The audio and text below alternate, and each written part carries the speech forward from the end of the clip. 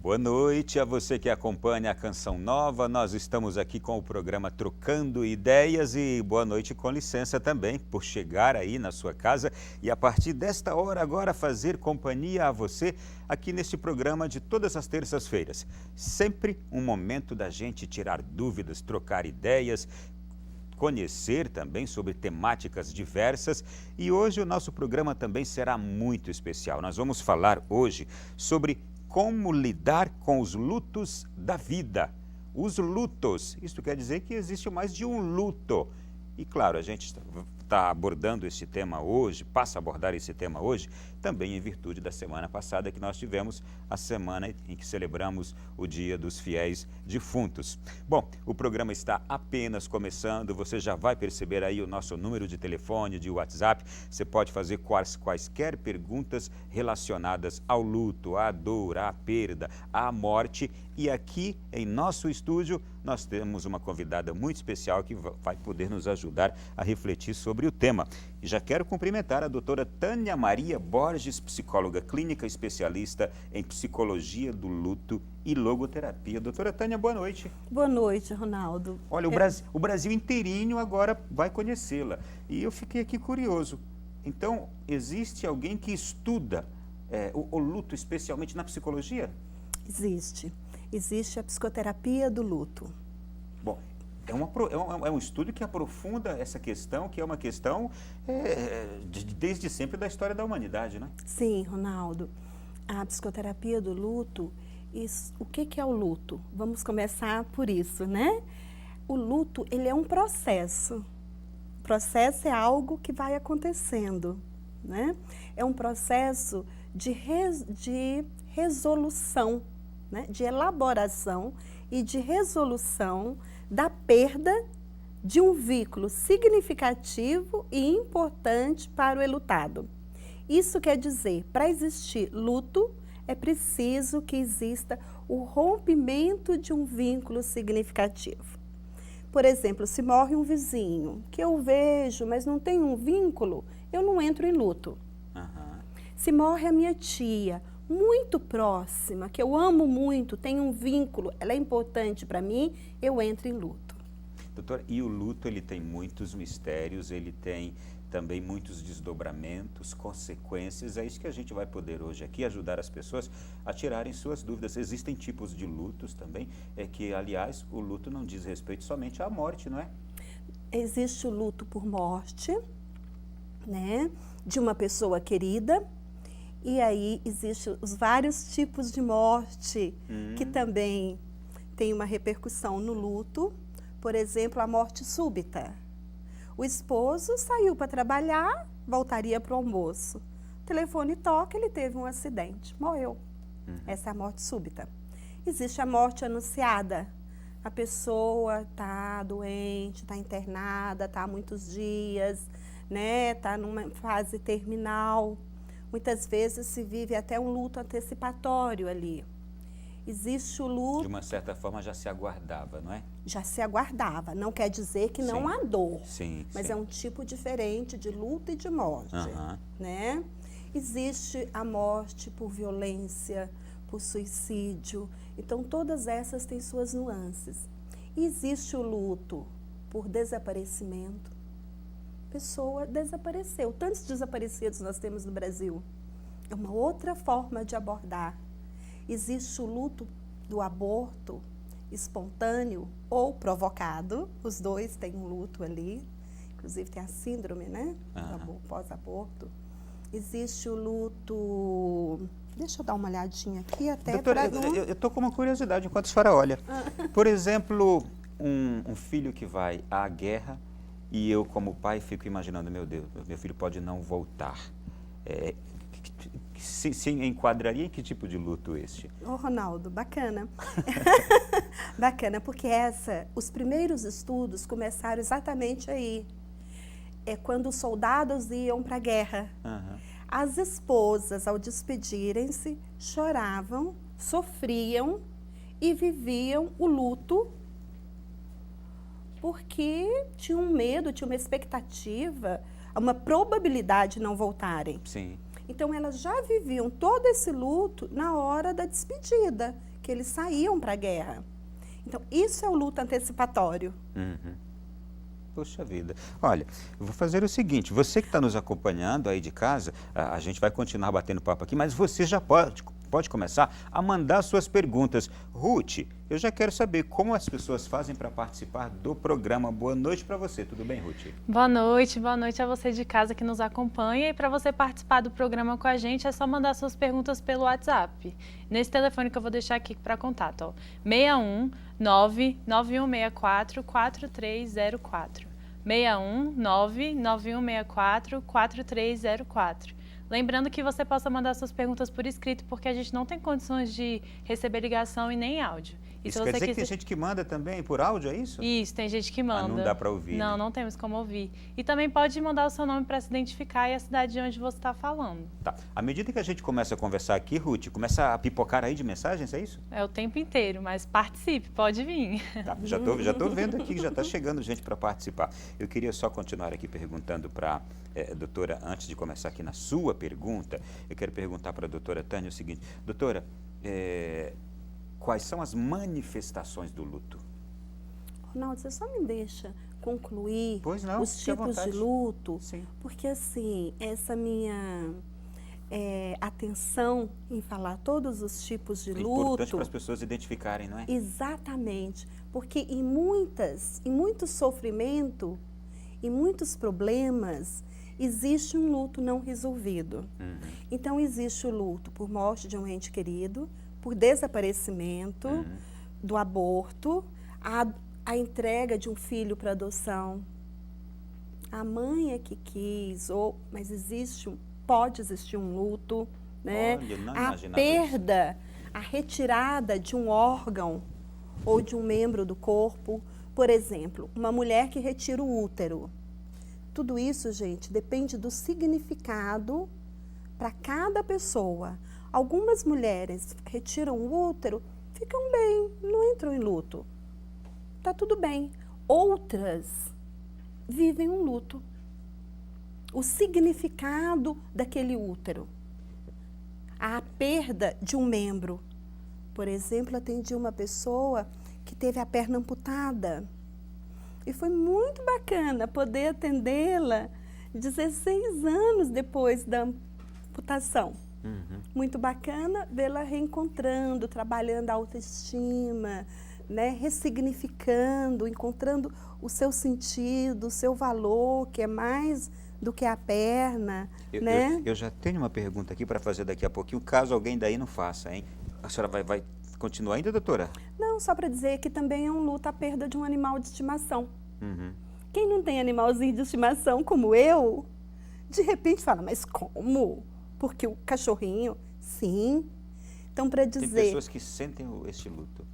Ronaldo, sofrem terrivelmente pela perda. Porque o significado, né? Às vezes é uma presença, é um aconchego, sabe? É carinhoso. Então, é sempre importante, queridos telespectadores, diante da perda, você se perguntar, o que é que eu perdi? Esse é o ponto de partida para começar o trabalho. E tem também a perda por separação. Namoro, casamento. Um namoro, uma separação conjugal, separação noivado, conjugal. Provoca um luto. Sim, é um luto diferente do luto por morte. A aposentadoria, que para muitos é um presente, há pouco eu acabei de receber esse presente, trabalhava no STJ também, e agora estou só no consultório, totalmente disponível, né, para o trabalho. É um presente, porém é preciso preparar-se para ela, ter um projeto de vida. Senão, muitos entram num processo de luto. Perdi o meu valor. Meus filhos estão crescendo e... Eu acho que à medida agora das perguntas que vão chegando, a senhora vai lembrar de muitas outras coisas, vai nos ajudar. Vamos lá. Por exemplo, doutora, o Leonildo, boa noite, Leonildo. Ele é de Cumari, Goiás. Ele e a Juliana estão nos acompanhando. Perguntam assim, a pessoa pode entrar num luto permanente? Queridos Leonildo e Juliana, minha irmã e meu cunhado. Opa, olha aí. Bem-vindos. digo para vocês e para todos os telespectadores. Existe o luto normal e existe o luto complicado. O luto normal é aquele que tem início logo após o recebimento da notícia, a ocorrência do fato. E ele tem as manifestações do luto normal, o que o Ronaldo me perguntou, elas são manifestações na emoção, no físico, no cognitivo, no comportamento. Quais são as manifestações? Tristeza, angústia, raiva. Por que você morreu e me deixou? Raiva da pessoa que morreu. Raiva de Deus. Como o Senhor permitiu isso? Né? Raiva dos médicos que não cuidaram, que não fizeram. Entende? Precisa encontrar algo. Inveja. Quando vê, por exemplo, um casal junto, né? Aí o esposo faleceu. Inveja daquela que está com o cônjuge, ou que está com o filho.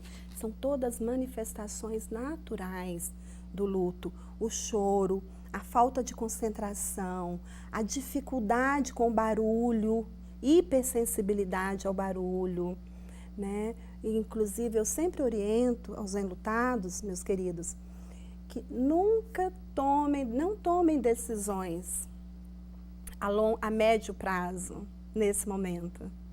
Porque a concentração, né, não está aéreo. Não assine nada nesse momento. Muitas pessoas já se arrependeram depois. Existe uma alteração no sono, pode existir, na alimentação, enfim, um pouquinho das manifestações do luto normal.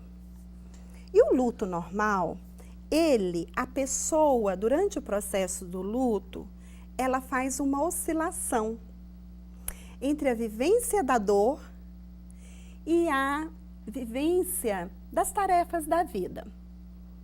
No período inicial, 24 horas por dia está concentrado na dor. Daqui a pouco já começa a diminuir, 22, 20. Pouco a pouco ela vai conseguindo... Já começa a levar o filho na escola. Pouco a pouco ela vai conseguindo superar aquela dor e vai entrando no ritmo, vai voltando ao ritmo normal da vida, apesar daquela dor que ali ela existe, não é? Sim, Ronaldo. E sempre fazendo essa oscilação entre a vivência da dor e a vivência das tarefas da vida. Tanto que num momento que parece que um tempo estava bem, de repente volta aquela dor intensa. É natural? É. E o luto complicado? Para responder a pergunta de vocês. O luto complicado, não existe a oscilação entre a vivência da dor e o retorno às atividades, às tarefas da vida. A pessoa fica num polo só. Então, o luto crônico é esse que a pessoa fica só na vivência da dor. Atendi uma pessoa que a mãe estava morrendo e o pai havia morrido há 14 anos. E ela chorava essa dor e sentia como se fosse ontem. Então, esse é um luto crônico. Esse, né, passou 5, 6, 7 anos e a pessoa não retorna às atividades, não volta a sentir alegria, né? Doutora, em casos assim, doutora, como ajudar essa pessoa? Porque, como a senhora disse, já é um caso crônico. Esse se chama luto crônico. Pois é. Esse é um dos casos que é indicado para a psicoterapia do luto. É a sua especialidade. Por quê? A estatística nos mostra que dos enlutados, 70% conseguem elaborar o luto com seus fatores de proteção. Amigos, esposo, ajuda do cônjuge, a fé, né? A solidariedade, a sua visão de mundo, né? O sentido da sua vida. E 30% precisam de ajuda, ajuda psicoterapêutica. Então, esses são o luto crônico.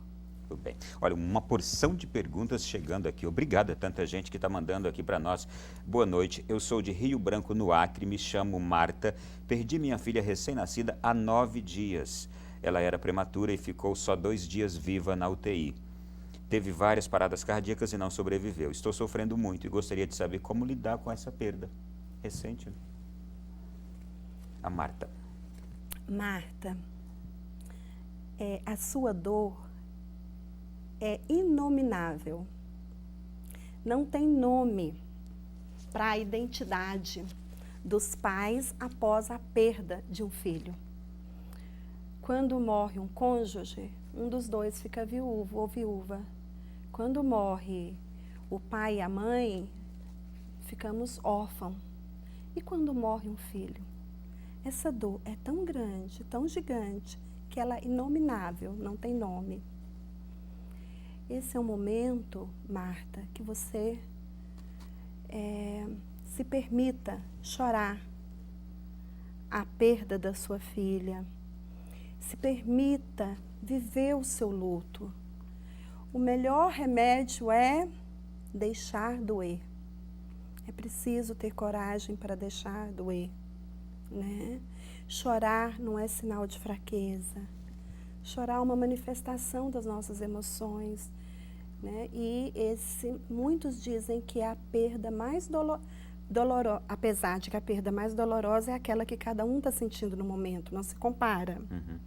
Porém, a perda de um filho é uma perda muito dolorosa. Então, 9 dias, permita-se viver o seu luto, né? Essas manifestações que eu disse, o choro, a tristeza. Tem momentos que você vai querer ficar sozinha. Permita-se. Tem momentos que você quer a companhia de alguém. Pede, fica aqui comigo, me dá um colo, né? E pode ser que você queira ver fotos dela, que você queira um enxovalzinho, pode ser que você não queira, né? Nem chegar no enxovalzinho. Cada um vive de uma forma o seu luto, Marta. Entende? Não existe certo e errado. Existe uma forma diferente de viver. Então, busca ajuda de pessoas, de amigos e expresse a sua dor da forma como você sente, chorando, abrindo-se com alguém. É uma dor muito grande. E importante a atenção e a solidariedade dos familiares, dos amigos nessa hora, nessas primeiras horas, nesses primeiros dias e meses, né, doutora? Ronaldo, é muito importante, só que até o 7º dia, geralmente, as pessoas estão presentes. Uhum. Depois do 7º dia, existe dispersam. Uhum. Então, aqui eu falo para todos vocês, queridos telespectadores, né? Dentro do possível, mas após o 7º dia, que muitos voltam para suas casas, é importante, sabe, dar presença, manifestar, né? Carinho, telefonar, dar uma chegadinha lá. E só uma sugestão, uma pergunta com o enlutado, não gosta. Como você está? Uhum. Como você acha que eu estou? Naturalmente a pessoa vai dizer bem, mas ela mesma faz um juízo, ela tem um juízo daquela pergunta, né, quando a pessoa faz. Para não ser mal educada, diz que está bem, né? Agora, pode ajudar você a dizer como você está hoje. Uhum. Porque cada dia, né? Sim. Doutora, olha, eu tenho aqui uma pergunta que vai nos ajudar também a todos. Boa noite, eu sou Maria José de Vertentes, em Pernambuco. Tudo bem, Maria José? Gostaria de saber por quanto tempo podemos manter o luto. E aqui eu pergunto para a senhora, existe um período natural de duração do luto? Não. Não existe um período universal, que o luto dura esse período, né? Porém, o primeiro ano é muito significativo. Maria José, né? Maria José. Maria José, o primeiro ano é muito significativo, porque é quando ocorre as primeiras vezes sem a pessoa querida. O seu primeiro aniversário sem a pessoa querida, o primeiro aniversário dela, o Natal, a festa junina, o Dia das Mães. E essas datas podem ser muito dolorosas, porque são datas em que a pessoa vai se dando conta cada vez mais de que a perda é irreversível, né? Então, e ela pode, em algumas datas, reviver todas essas manifestações que nós falamos. Agora, o luto pode ser elaborado antes do primeiro ano terminar, ou ele pode ser prolongado, pode ir além do primeiro ano. Não é anormal, por exemplo, doutora, e não deve ser mal entendido, uma pessoa que supera rapidamente a perda de alguém. Quando eu digo rapidamente, 2 meses, 3 meses. É? Não, de jeito nenhum. Pode ser também ser visto como natural e positivo também, não é? Olha, eu não quero colocar aqui positivo, porque senão quem está vivendo há um luto ano... longo acha que é negativo aquilo. Há um ano vai achar que é negativo. Entendi. Né? Então, aquele que superou, que está tudo bem em 2, 3 meses, está bem. Ok. Né? E aquele que em um ano ainda, né? Ontem alguém me disse, não lembro, uma morte que foi muito violenta, muitíssimo, do esposo, né? E ela me disse, agora sim eu sinto que eu superei, que eu elaborei o luto da morte do meu esposo, 5 anos depois. Um assassinato ou uma morte traumática, ela pode provocar uma dor de tal modo que leve um luto a ser mais difícil? Você leu meu pensamento. Porque esse caso que eu estou me referindo foi exatamente um assassinato muito brutal. Então, além da perda do marido, a morte, as circunstâncias em que aconteceu, então as circunstâncias da morte podem ser atenuantes ou podem complicar, podem dificultar o luto. Entendi. O suicídio, morte com suicídio, violência. Doutor, antes da gente sair para o intervalo, tem uma última pergunta aqui, é do Célio, de Anápolis, Goiás. Boa noite, Célio. Ele diz assim, queria saber, da doutora, se a perda do emprego também é um luto, provoca um luto. Célio, obrigada por essa pergunta. Eu não coloquei e você está me dando a oportunidade de dizer que um dos lutos é a perda do emprego. Sempre a pergunta, o que você perdeu com essa perda? Para muitos, perde a autoestima, né?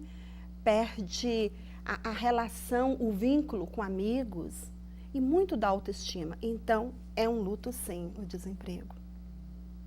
Doutora, Xavier, de São Paulo, diz assim, por que quando ficamos sabendo da morte de uma pessoa com quem não tínhamos vínculo algum, mas a gente sente como se fosse alguém da família, essa pessoa fica na memória por um bom tempo?